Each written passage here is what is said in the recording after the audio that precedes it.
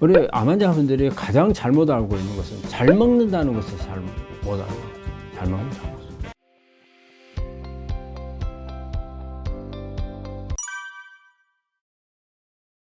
우리 암 환자분들이 가장 잘못 알고 있는 것은 잘 먹는다는 것을 잘못 알고 있죠. 잘 먹는다는 것을. 저기 얼마 전에 우리 환자분이 이런 환자분이 있었어요. 그분 이제 유방암 환자인데요. 나이는 한 70대 이렇게 되신 분인데 그분이 집에서 이렇게 있으면 좀씩 어지럽대요. 근데 우리 암 환자분들이 어지러운 증상이 많이 나옵니다. 뭐 수술 받고 항암 받고 이러다 보면 자율신경이 좀 손상이 와요. 그래서 자율신경 실조증이 오는 거거든요. 그 교감신경하고 부교감신경의 균형이 깨져요. 그러다 보면 갑자기 이렇게 좀 핑 돌고 일어나려고 할 때, 특히 앉아 있다가 일어설 때 핑 도는 수가 있어요. 그 우리가 정상인 사람들은 우리 교감신경과 부교감신경이 이걸 딱 밸런스를 맞춰줘 가지고 어지럽지 않게 일어설 수가 있거든요. 근데 우리 암 환자분들의 그런 경우가 있어요. 근데 우리 환자분들이 그걸 두 가지로 생각해요. 하나는 내가 빈혈이 생겼다. 또 하나는 내가 면역이 떨어졌다. 이렇게 생각을 하더라고요. 그래서 빈혈이 생겨서 이것을 올리고 그 다음에 이제 기력이 이게 떨어지고 그랬으니까 올려야 한다 해가지고 잘 먹어야 된다. 이렇게 생각을 하셔서 잘 먹는데 이분들이 잘 먹는 것을 항상 뭘로 생각하느냐?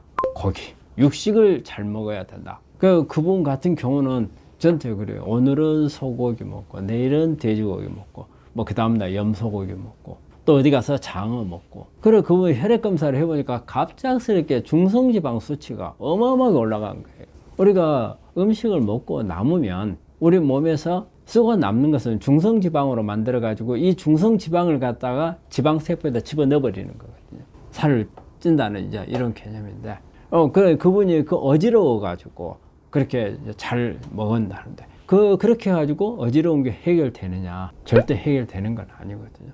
그런데 이렇게 그분들처럼 어떤 어지러운 것만 하더라도 빈혈이 왔고 그 다음에 체력이 떨어졌으니까 보충을 하기 위해서 잘 먹어야 된다. 이 잘 먹는다는 개념을 항상 육식으로 생각을 많이 해요. 근데 전혀 그러질 않습니다. 우리가 특히 우리 육식 중에서 단백질은요, 하루에 필요한 양 외에는 내 몸에 넣어다 주질 않아요. 다 버려요. 그런데 우리가 먹는 음식 중에 우리 환자분들이 알아야 될 부분들이 하나 있어요. 우리가 먹는 음식 중에 그날 먹는 것을 해독하기 위해서 쓰는 에너지가 엄청납니다. 그러니까 먹는 음식을 다시 배설하기 위해서 쓰는데 에너지를 또 몽땅 쓰게 돼요. 그럼 결과적으로 내가 먹는 것은 먹는 것 해결하기 위한 에너지 필요한 재료까지 같이 먹어야 되는 거예요. 그렇다면 우리가 해독하는데 쓸데없이 남아서 해독하는 그것만큼은 필요 없잖아요. 안 먹어도 되잖아요. 그리고 그걸 먹었을 때는 간이나 신장이 부담이 되잖아요. 신장에. 그리고 이런 노폐물이 많이 쌓이니까 우리 지방세포에다 지방을 또 저장을 하게 되니까 결과적으로 비만만 올 수가 있는 거고. 쓸데없이 많이 먹는 거. 그래서 특히 단백질 같은 거 그렇습니다. 단백질은 보관을 안 합니다. 여러분들 그걸 아셔야 돼요. 그러니까 딱 그날 필요한 양 외에는 많이 먹는 거는 아주 불필요한 일이에요. 그런데 우리 대부분 사람들은 어때요? 잘 먹는다면 단백질을 많이 먹는다 이렇게 생각을 하잖아요. 그건 좀 잘못된 생각이죠. 특히 잘 먹는다 할 때 단백질 섭취 많이 하는 것은 결코 그렇게 바람직하지 못합니다. 이렇게 잘 먹는다 할 때 이렇게 고기를 먹는다. 이 부분에 대해서는 잘못 생각하신 거고, 그 다음에 이제 우리가 생각할 수 있는 부분들은 이제 이렇게 지방 같은 거 이제 먹을 때, 특히 이제 오메가3라든지 오메가6라든지 이런 부분들에 대한 구분. 또 우리가 이제 올리브 오일 같은 경우는 오메가9이거든요. 무조건 오메가가 들어가면은 좋은 걸로 생각을 하는데 다 그런 건 아니에요. 우리가 오메가3는 세포막을 이렇게 구성하는 성분이기 때문에 오메가3로 세포막을 구성하면은요, 우리 영양분이라든지 산소 공급을 원활하게 해주는 아주 그런 좋은 작용이 있어요. 우리가 근데 오메가6는 염증을 잘 일으켜요. 염증을. 그래서 우리가 일반적으로 만성 대사성 질환을 일으키는 사람들은 세포가 오메가6로 구성이 되어 있는 사람들이 많아요. 또 우리가 이게 포화지방산으로 많이 되어 있으면은 이게 세포는 어째 탄력이 있어야 돼요. 그리고 세포 사이 틈새가 많아야 돼요. 그래야 이 사이로 산소도 들어가고 영양분도 들어가고 미네랄도 들어가고 잘 원활하게 드나들 수가 있거든요. 근데 이게 딱딱해지면 그 기능이 떨어져요. 그래서 이렇게 탄력이 있고 원활하게 영양소들이 드나들 수 있게끔 해주는 게 오메가3예요. 그래서 오메가3가 그런 부분에서 도움이 되고, 그래서 가능한 오메가6를 줄여야 되고, 근데 되게 이제 올리브 오일 같은 경우는 오메가9이거든요. 그래서 오메가9 같은 경우는 암 쪽에도 영향을 주는 게 있지만 오히려 심혈관 쪽에 혈관을 좋게 해주는 이런 역할을 하는 게 오메가9이죠. 그래서 우리가 지중해식 식단에 보면 가장 중심이 되는 게 올리브 오일이잖아요. 근데 이제 서양 사람들이 지중해 근방에 이렇게 사는 서양 사람들이 되게 보면 우리 동양 사람들에 비해서 심혈관 질환 문제가 있는 사람들이 많죠. 뭐 심근경색 같은 관상동맥 질환이라든지 아니면 뇌경색이나 뇌출혈 같은 게 잘 오잖아요. 이런 부분에서 더 도움이 되는 게 올리브 오일이죠. 이런 그 지방을 먹을 때 오메가3가 많은 것을 찾아서 먹는 건데, 그냥 뭐 올리브 오일이 좋다, 또 아니면은 우리가 일반적으로 고기 속에 들어있는 것도 뭐 지방이고 뭐 전부 다 이렇게 좋은 거, 특히 제가 보는 환자들 중에서 케톤식이 하려고 하는 분들이 있거든요. 케톤식이라는 게 뭐예요? 탄수화물을 줄이고 지방을 많이 먹는 방법이거든요. 이걸 하시는 분들이 아마 이 방송을 보고 계신 분들 중에도 있을 거예요. 그런데 이분들이 주의해야 될 부분이 뭐냐면요, 케톤식을 하는데 지방을 많이 먹잖아요. 제가 전에 보니까 우리 돼지 비계 썰어가지고 막 먹기도 하고요. 그 다음에 베이컨 막 몽땅 먹기도 하고. 그런데 그거는 결코 좋은 방법이 아닙니다. 우리가 돼지고기 포화지방산 몽땅 들어있죠. 그리고 우리 지방 속에는 동물이 가지고 있던 노폐물도 같이 가지고 있어요. 그런데 그런 거를 케톤식이 하기 위한 방법으로서 쓰는 거. 이런 부분들은 결코 좋은 게 아니거든요. 식물성, 좋은 지방을 쓰고 이것을 많이 늘렸을 때 케톤식이 효과를 내는 거거든요. 그래서 케톤식이 하는 분들이 특히 이런 부분들 또 주의를 하셔야 되거든요. 그리고 또 이제 그 지방을 먹을 때 이제 요리하는 것을 좀 주의를 많이 해야죠. 그런 부분에 따라서 보면 그냥 이런 게 좋으니까 무조건 아무런 방법 관계없이 먹어도 된다. 그게 그런 부분이 아니에요. 또 이제 이런 게 있어요. 우리가 오메가3가 좋다고 하니까 오메가3가 많은 게 들깨라든지 아마씨 같은데 오메가3가 많죠.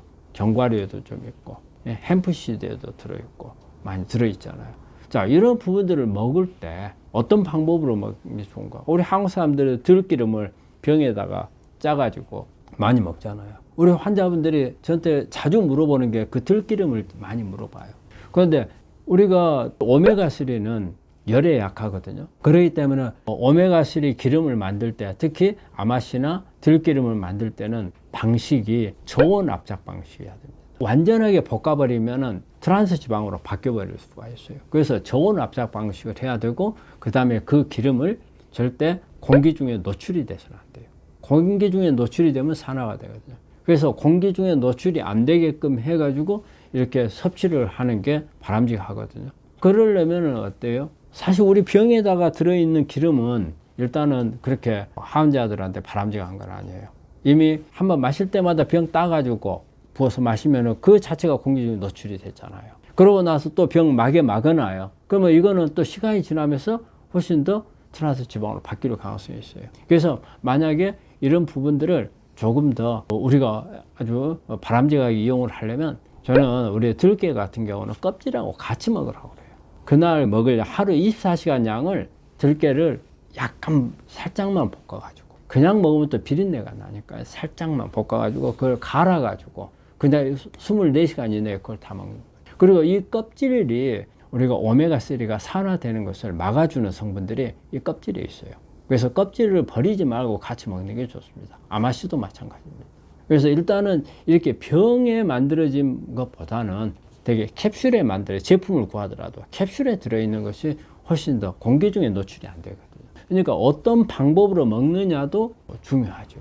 그래서 그런 부분들을 우리 환자분들이 보면은 잘 모르는 것 같아요. 그리고 그 외에도 이제 비타민이라든지 미네랄 이런 걸 이제 보충하는 데 있어서도 보면은 이것을 가열해서 먹는 게 좋은 건지, 아니면은 그냥 생으로 먹는 건 좋은 건지, 그런 음식이 어떤 거냐에 따라, 식자재가 어떤 거냐에 따라서 좀 다르거든요. 그 다음에 이렇게 음식끼리 서로 섞어서 먹어도 되는 게 있고, 섞어서 먹으면 안 되는 부분들도 있고, 음식을 먹는 데 있어서도 그냥 무조건 섭취하면 된다가 아니고 여러 가지 방법들, 그 다음에 가공하는 방법들, 그 다음에 또 어떨 때 먹는가도 이렇게 중요합니다. 그런 부분들을 내가 먹고 있는 음식들을 한번 살펴보면서 어떤 방법이 가장 좋은가를 이렇게 여러 가지 서치를 하다 보면은 나올 수가 있거든요. 그렇게 해서 드시는 게 바람직하고 그런 부분들을 우리가 조심해야 될 거라고 생각합니다. 우리가 잘 먹는다는 개념은 양으로 잘 먹는다는 게 아니고 질로 잘 먹어야 된다는 거죠. 또 질이라 하더라도 내 몸에 맞춰서 먹는 게 잘 먹는 거죠. 내가 뭐가 부족하지? 내가 근육이 많아. 그러면 내가 근육을 늘릴 필요는 없잖아요. 그때그때 나한테 필요한, 오히려 이제 암을 억제할 수 있는 이런 방향으로 나가야 되고, 또 근육이 부족해서 근육을 길러야 한다면 근육에 맞추는 그런 부분들이 잘 먹는 거지. 그러니까 양을 잘 먹는 게 아니고 질적이면서 나한테 필요한 것들을 먹는 게 잘 먹는 거라고 생각을 하는 거죠.